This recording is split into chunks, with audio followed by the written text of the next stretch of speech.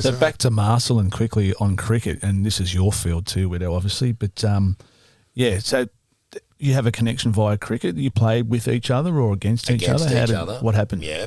Marty was playing in a Marcellin side, a B grade side, I'd imagine, because it was a B grade comp. And I'd gone from junior cricket into B grade with my club, Botany United. And I clearly remember this day at Pioneer Park, we're playing you guys, and there was an old digger who was captain. And when I mean an old, he was a father. And then all the rest of the guys were Marty's age, so about my age. And he came in, this old digger, on the concrete, on the mats at Pioneer Park out at Malabar, and I thought, might have been 17, I think, 16 or 17. Fuck, I'm going to give it to this old digger. What the fuck's he doing playing with us? Go, Widow. Just could you imagine this, though? We're facing Mike Whitney with a two-piece cricket ball on the mats. On canvas mat. Thank God it wasn't the other option of Koya matting or we'd have got killed. Yeah. And I'm starting to let a few go at this stage. I'm starting to get a bit bigger. I'm still playing footy and I'm loving it, but I'm really starting to love the cricket. Well, I give it to this bloke.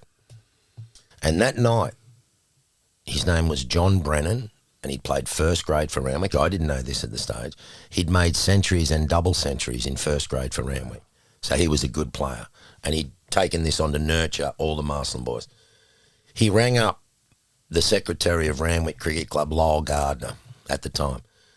And Lyle has recounted this conversation. He said, there's a fucking maniac with afro hair, running around in B grade. He's a left-arm fast bowler. He's a fucking maniac. But you should ring him up to get him down to play fourth grade because there's only 4 grades and there was no 5th grade.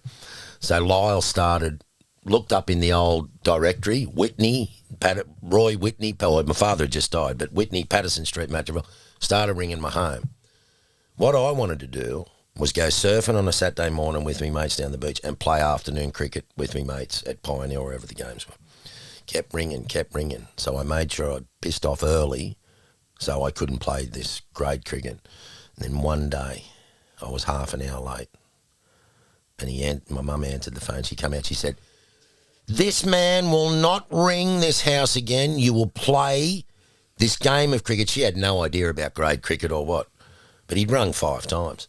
So I got on my bike. I borrowed a pair of whites because I didn't have long whites, and they're going to bring spikes to the ground, some spikes I could put in. I turned up at Snape Park for a 4th grade game. It was about the 3rd or 4th game of the year, and I put these long trousers on. I had a white shirt, and this bloke, John Warwick, bought 4 sets of boots, and 1 set fitted me, and I took 4 for 16 on a turf wicket at Snape Park, and something happened in me head that day with cricket. So I can thank John Brennan, who you told me prior to talking about him now that he's passed away, or was his son? John's passed away. Yeah, both passed away, yeah. John, wherever you are, mate, thank you for ringing Lyle Gardner, because that phone call that he made to Lyle Gardner changed my life. Yeah, wow. Changed my life. Was that the first time you'd bowled on a turf wicket? I'd played a couple of games there for school, for South Sydney Boys High, but only in the volley OCs and that, and you couldn't really run in because you'd slip a little bit. So that was the first time I could really run in these spikes and let a few go. Hit a couple of dudes as well. I thought, man, I like this. This is really good. We're all happy to see the back of you. Back to that day. He can bowl back. Back to that day at Pioneer Park.